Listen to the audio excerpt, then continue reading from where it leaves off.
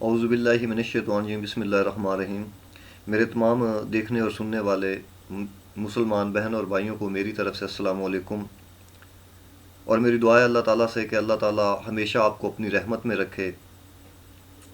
میرے مسلمان بھائیوں، ذکر قلب کی وجہ سے جو تمہارے قلب میں اللہ کا نور پیدا ہوتا ہے، اس کو تم کیسے محسوس کر سکتے ہو، کیسے دیکھ سکتے ہو، اس پہ ہم تفصیلاً بات کریں گے انشاءاللہ تعالیٰ، بتلائیں گے۔ میرے مسلمان بھائیوں، یوں تو اللہ تعالیٰ کی جو کلیمی تجلی اسے کوئی نہیں برداشت کرتا، وہ کوئی ایسی آنکھ ہی نہیں ہے جو اس کی کلیمی تجلی کو برداشت کر جائے۔ اس کی ایک چھوٹی سی پہلے میں مثال دے دیتا ہوں کہ جب حضرت موسیٰ علیہ السلام اپنی قوم سے تبلیغ کر رہے تھے تو حضرت موسیٰ کی قوم نے اعتراض کیا کہ ہمیں اپنے رب کو دکھاؤ، ہم دیکھنا چاہتے ہیں۔ تو موسیٰ کلیم اللہ، اللہ کے پیارے کلیم تھے، آپ سرکار نے فرمایا کہ نہیں، تم اتنی سخت نہیں ہے، تم اتنی قوت نہیں ہے کہ تم سیدھا ڈائریکٹ رب کو دیکھ سکو۔ بس میں تم اور تمہارے رب کے درمیان میں ایک وسیلہ ہوں، اور وسیلہ پکڑو اپنے رب تک پہنچنے کے لیے۔ تو ان سرداران نے اعتراض کیا کہ نہیں، ہم نہیں مانیں گے، ہمیں کیا پتہ کہ یہ جو باتیں تم کر رہے ہو خود سے کہہ رہے ہو، یہ تمہارا رب تم سے کہہ رہا ہے ان کی باتیں۔ تو اللہ تعالیٰ سے دعا کی حضرت موسیٰ نے، تو اللہ تعالیٰ نے حضرت موسیٰ سے فرمایا کہ جاؤ ان 70 قبائل کے 70 طاقتور لوگ علیحدہ علیحدہ جو ان کے سردار ہیں ان کو جمع کر کے کوہ طور پہاڑ پہ لے آؤ۔ اور جب حضرت موسیٰ علیہ السلام کوہ طور پہاڑ پہ ان کو لے کر گئے تو اللہ تعالیٰ نے اپنی کلیمی تجلی دکھائی، تو اس کی تاب نہ لاتے ہوئے وہ 70 کے 70 مارے گئے، اور حضرت موسیٰ چونکہ اللہ کے پیغمبر تھے، پیارے کلیم تھے، آپ سرکار ہی زندہ بچے۔ اور پھر یہ دیکھ کر حضرت موسیٰ علیہ السلام نے اللہ سے دعا کی کہ اے باری تعالیٰ، وہ تو نادان تھے لیکن تو طاقت والا ہے، قدرت والا ہے، تو انہیں بخش دینا تھا۔ تو اللہ تعالیٰ نے اس دعا کے صدقے ان لوگوں کو دوبارہ زندہ کیا، اور جب ان لوگوں کو دوبارہ زندہ کیا تو پھر اس کے بعد وہ حضرت موسیٰ کے ہاتھ پہ انہوں نے بیعت کی اور توبہ طائب ہوئے، اور انہوں نے عرض کی کہ واقعی یہ موسیٰ تو ہمارے رب اور ہمارے درمیان ایک وسیلہ ہے۔ میرے مسلمان بھائیوں، اس نور کو ڈائریکٹ کوئی نہیں دیکھ سکتا، بات کرنے کا میرا مقصد یہی ہے۔ اس کو دیکھنے کے لیے ایک حجاب ہے، اللہ تعالیٰ کے پتہ نہیں کتنے حجاب ہیں، اللہ تعالیٰ کتنے حجابوں میں چھپا ہوا ہے، کیونکہ ہر جگہ میں وہ موجود ہے، اور اس کا موجود ہونا ہی اس کا حجاب ہے۔ ہر جگہ ہر ذرے میں وہ موجود ہے، اور موجود ہر حجاب میں ہے، اس کا موجود ہونا ہی حجاب ہے۔ اس حجاب کے بغیر انسان اسے نہیں دیکھ سکتا۔ لیکن جو فقراء لوگ ہیں، جو فقیر لوگ ہیں، جنہیں ہر وقت تلاش ہی اللہ کی ہوتی ہے، وہ اللہ سے محبت کرتے ہیں اور رب کے موجود ہونا کو ہر جگہ تلاش کرتے ہیں کہ اگر وہ ہے تو ہم اسے دیکھیں گے، اسے تلاش کریں گے۔ اس کی فقیر کی اصل تلاش ہی رب کو تلاش کرنا ہے، رب کو پانا ہے، ڈھونڈنا ہے۔ میرے مسلمان بھائیوں، میرا بات کرنے کا مقصد یہ ہے کہ پیر مرشد جب اس کے ہاتھ پہ ہم پہلے بیعت کرتے ہیں تو 6 کلمے بھی پڑھتے ہیں، ایمان کی صفتیں بھی پڑھتے ہیں، توبہ بھی کرتے ہیں، تائب بھی ہوتے ہیں، اور اس کے ہاتھ پہ ہاتھ رکھ کے ہم وعدہ کرتے ہیں۔ سب سے پہلا قول ہمارا یہ ہوتا ہے کہ ان گواہوں کے روبرو میں ان کا مرید ہو گیا ہوں، یا میں نے ان کے ہاتھ پہ بیعت کی ہے، اور آگے میری توبہ اور پچھلے گناہ میرے معاف۔ تو وہ ہاتھ رب کا ہاتھ ہوتا ہے۔ کس طرح سے؟ اس کے لیے حدیث نبوی ہے، حدیث قدسی ہے، جب نبی کریم صلی اللہ علیہ وسلم نے ارشاد فرمایا کہ اللہ تعالیٰ کو کوئی بندہ جب اسے راضی کرنے میں لگا رہتا ہے، اور اللہ تعالیٰ جب اس پہ راضی ہو جاتا ہے، راضی کس طرح سے؟ نفلی عبادت کے ساتھ، فرضی عبادات کے ساتھ، ریاضت کے ساتھ، ذکر قلب کے ساتھ، کسی بھی وجہ سے جب اللہ تعالیٰ اس پہ راضی ہو جاتا ہے تو پھر وہ اللہ تعالیٰ فرماتا ہے کہ میں اپنے اس نیک بندے کا ہاتھ، کان، حتیٰ کہ پورا جسم، مختلف اعضاء اللہ تعالیٰ نے بتایا کہ میں بن جاتا ہوں۔ وہ بننے کا مقصد کیا ہوتا ہے؟ وہ ذکر کے ساتھ انسان نے جو قلب کو جاری کیا ہوتا ہے، وہ جو نور ہوتا ہے، وہ اس وقت رواں دواں ہوتا ہے انسان کے جسم میں۔ اگر وہ کامل مرشد ہے تو ہاتھ رب کا ہاتھ کیسے ہوتا ہے کہ اس ہاتھ میں اللہ تعالیٰ اس وقت موجود ہوتا ہے، اگر وہ حقیقی اولیاء اللہ ہے تو۔ اور ہم رب کے ہاتھ پہ ہاتھ رکھ کے اس سے وعدہ کر کے اس کے بعد اگر ہم وعدہ خلافی کریں گے تو ہمیں اس کی سزا تو ملے گی. اگر ہم اس وعدہ کو اپنا لیں گے، ہم گناہوں سے پکی توبہ کر جائیں گے، تو پھر ہم رب کی طرف متوجہ ہوں گے. اب آ گئی بات اللہ کو دیکھنے کی طرف. تو اصل حجاب جو سب سے پہلا حجاب ہے وہ تمہارا پیر اور مرشد ہے، کیونکہ وہاں رب موجود ہے. تم نے اپنے پیر مرشد میں رب کو ڈھونڈنا ہے، کیونکہ رب ہر جگہ موجود ہے. اگر ہر جگہ موجود ہے تو وہ تجھ میں بھی موجود ہے، مجھ میں بھی موجود ہے، ہر جگہ موجود ہے. اصل جو مریدین خلیفے ہوتے ہیں ان کا کام ہی کیا ہوتا ہے کہ رب کو تلاش کرنا، اپنے پیر مرشد میں دیکھنا کہ رب کہاں ہے. وہ حجاب اصل ہے. اس حجاب کے ذریعے اگر تم دیکھنا چاہو تو اس کو دیکھ سکتے ہو، ورنہ نہیں دیکھ سکتے. اچھا، تصور سے مطلب، اب تصور جو میں نے کہا ہے، تصور پکاؤ گے وہی تو اس کا حجاب ہے. اس تصور کے ذریعے جب تم ذکر قلب جاری کر رہے ہو، ذکر میں بیٹھے ہو، اس طرح سے آنکھ نیچے لگائی ہوئی ہے، طریقہ کار مختلف ہیں آپ اپنے اپنے.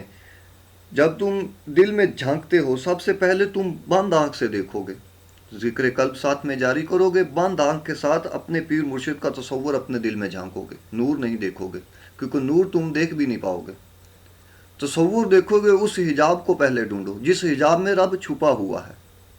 حقیقت یہ ہے کہ پہلے اس حجاب کو ڈھونڈو جس حجاب میں رب چھپا ہوا ہے، پھر رب کے نور تک پہنچو گے. ڈائریکٹ نور تک کوئی بھی نہیں پہنچ سکتا. اچھا، جب تم اپنے دل میں جھانکو گے، آنکھ بند کر کے اپنے پیر مرشد کا تصور سیدھا رکھ کے کہ وہ میرے دل میں اس وقت موجود ہے، اس کو تلاش کرو. وہ ہے اصل حقیقت، وہ ہے اصل حجاب. اب اس سے آگے چلتے ہیں. فقراء میں حضور غوث پاک کل پیران پیر دستگیر، ان کا پاؤں مبارک بھی انسان کے کاندھے پہ ہونا ضروری ہے. تمہارے مرشد کا تصور، تمہارے مرشد کی تصویر، تمہارا مرشد اسی حجاب میں، اسی تصور میں وہ بھی تمہیں ملیں گے. جو اپنا پاؤں تمہارے کاندھے میں رکھیں گے اسی حجاب میں ملیں گے، اس کے باہر نہیں ملیں گے. یہ بات میری نوٹ رکھنا.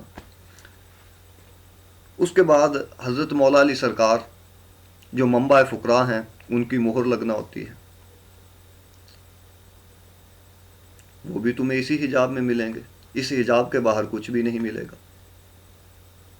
اس کے بعد جب انسان گناہوں سے پاک ہو جاتا ہے، توبہ کر جاتا ہے، اس قابل ہو جاتا ہے کہ وہ ہر وقت اللہ کے ذکر میں ہے، تب جب اس کی روح کو نبی کریم صلی اللہ علیہ وسلم کی ذات والا کے باطن میں، ذات والا کے اندر ان کی محفل میں جب پیش کیا جاتا ہے، تب بھی یہی حجاب کام آئے گا. اس حجاب کے بغیر نہیں پہنچ پاؤ گے. میرے مسلمان بھائیوں، ذکر قلب جو بھی کر رہے ہیں پہلے اس اپنے حجاب کو قابو کریں، پہلے اس حجاب کو ڈھونڈیں. پیر مرشد کا تصور ہی اصل حقیقت ہے. اس کے بغیر وہ بابا بلے شاہ سرکار نے نہیں فرمایا تھا کہ جاگ بنا دودھ نہیں کڑدا ہمیں لال ہوئے کڑ کڑ کے. وہ ان کا شعر کہنے کا مطلب یہی تھا کہ اصل حجاب پیر و مرشد ہی ہے. جب اس کا تصور ہی نہیں ہے تو ذکر فکر کچھ بھی نہیں ہے. ذکر ساری زندگی اگر بیٹھ کر کرتے رہو گے تو کچھ بھی حاصل نہیں ہوگا. اگر اس ذکر کا فائدہ چاہتے ہو تو اصل حقیقت یہی ہے کہ اپنے پیر و مرشد کا تصور آگے رکھو، اس حجاب کو سامنے لاؤ. اس کی ایک اور مثال میں دے دیتا ہوں شاعری کی. بابے بلے شاہ کا جو میں نے شعر پڑھا ہے تھوڑا سا، جاگ بنا دودھ نہیں جمدے پاویں لال ہون کڑ کڑ کے. حضرت جبرائیل علیہ الصلوۃ والسلام نبی کریم صلی اللہ علیہ وسلم کی ذاتہ والا میں پیش ہوا. حضور سے عرض کی، آپ کی خدمت میں پیش ہو کر 2 سیب آپ کی خدمت میں حاضر کیے جو جنت سے لے کے آئے تھے. اس وقت نبی کریم صلی اللہ علیہ وسلم کی ذات کے پاس صاحبزادہ بیٹھے تھے، امام حسن بھی اور امام حسین بھی، دونوں صاحبزادے بیٹھے تھے. نبی کریم صلی اللہ علیہ وسلم کی ذات نے وہ دونوں سیب ایک ایک ان دونوں کو دے دیا، اور صاحبزادے اٹھے اور اپنے استاد کے پاس چلے گئے. وہ دونوں سیب جا کے انہوں نے اپنے استاد کو دے دیے، اور جب ان کے استاد نے وہ سیب کھا لیے تو ان پر حکمت ظاہر ہونے لگی. چنانچہ غیب کی باتیں ان سے ظاہر ہونے لگی، یہاں تک کہ حضور صلی اللہ علیہ وسلم کو بھی اس کی خبر ہوئی۔ جب نبی کریم صلی اللہ علیہ وسلم کو اس سے خبر ہوئی، آپ نے ان سے فرمایا کہ ربوبیت کے راز کو افشا کرنا حرام ہے۔ یہ حکایت علماء میں بہت مشہور ہے، اور کہا گیا ہے کہ اللہ تعالیٰ کے مخفی خزانے ہیں جن کی کنجیاں شعراء ہیں، شعراء کی زبانیں ہیں، اور حضور نبی کریم آقا دو جہاں خود وہ بھی فرما کر گئے ہیں کہ اللہ تعالیٰ کے پوشیدہ راز ہیں جن کو شاعروں کی زبانوں پر وہ ظاہر کرتا ہے۔ یہ نبی کریم صلی اللہ علیہ وسلم کا قول ہے۔ میرے مسلمان بھائیوں، میں دلائل نبی کریم صلی اللہ علیہ وسلم کی ذات پچھلے اس لیے دیتا ہوں کہ کوئی شک نہ رہ جائے کسی کو۔ حقیقت کیا؟ حقیقت یہی ہے جو میں بیان کر رہا ہوں، یہ انشاءاللہ تعالی حقیقت ہوگی۔ اب نبی کریم صلی اللہ علیہ وسلم کی ذات نے اس چیز کی گواہی دے دی، اور حضور صلی اللہ علیہ وسلم نے فرمایا کہ اللہ تعالیٰ کے پوشیدہ راز ہیں جن کو شاعروں کی زبان پر وہ ظاہر کرتا ہے، اور فرمایا کہ دنیا اور آثار نہ ہوتے، اگر دنیا اور آثار نہ ہوتے اسرار ظاہر نہ ہوتے۔ یہ نبی کریم صلی اللہ علیہ وسلم کی بات کہی ہوئی ہے۔ اس کے بعد فقراء میں جتنے بھی شاعر گزرے ہیں جنہوں نے شاعری کی ہے، انہوں نے ہر شاعر نے اپنے اپنے مقام کے حساب سے شاعری کی ہے۔ میرے مسلمان بھائیوں، اس نور کو دیکھنا چاہتے ہو، اگر اس مقام تک پہنچنا چاہتے ہو، ذکر کلمے میں اگر کامیاب ہونا چاہتے ہو، تو جو باتیں میں بتا رہا ہوں یہ انشاءاللہ تعالی ان پہ عمل کرو۔ اور میں بار بار کہہ رہا ہوں کہ یہ باتیں سرا با کمال کی آخری باتیں ہیں جو میں آپ لوگوں کو بتا رہا ہوں۔ اس حجاب کو پہلے تلاش کرو، اپنے پیر مرشد کو، تصور کو آگے رکھو۔ 1 minute, 2 minute, 4 minute, 5 minute, 10 minute, آہستہ آہستہ انسان بڑھتا جاتا ہے۔ ذکر کے ساتھ ساتھ پہلے مراقبہ اگر کرنا ہے تو 2 منٹ کا تصور کر لو، 1 منٹ کا کر لو، جتنا کر سکو آنکھ بند کر کے کرو۔ 1 منٹ، 2 منٹ، جب آنکھ بند میں تصور پک جائے گا تو پھر وہ آہستہ آہستہ آہستہ آہستہ انشاءاللہ تعالیٰ کھلی آنکھ میں بھی پکا ہو جائے گا۔ پھر اس طرح سے آنکھ بھی کھلی ہوگی اور تصویر یار بھی سامنے ہوگی، جہاں دیکھو گے وہاں تصویر یار کو پاؤ گے۔ پھر ایسا وقت آئے گا کہ تصویر یار تمہارے پاس بیٹھی ہوگی، پھر وہی تصویر یار تم میں اتر جائے گی، فنا ہو جائے گی۔ اور جو فنا کی بات ہے نا، وہ بھی کسی دن انشاءاللہ تعالیٰ اس پہ بھی بات کروں گا کہ انسان کب فنا ہوتا ہے۔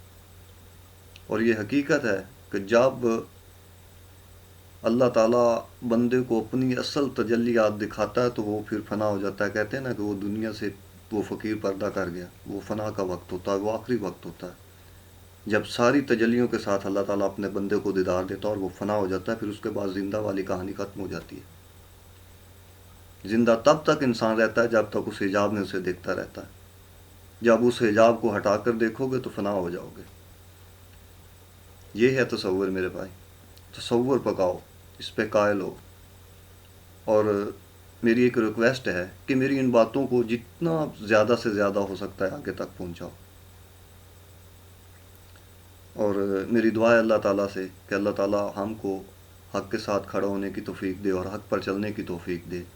اور آخر میں ایک بات پھر وہی میری کہ حقیقی رستہ اولیاء اللہ والا ہے، باقی سب باطل کی طرف جا رہے ہیں۔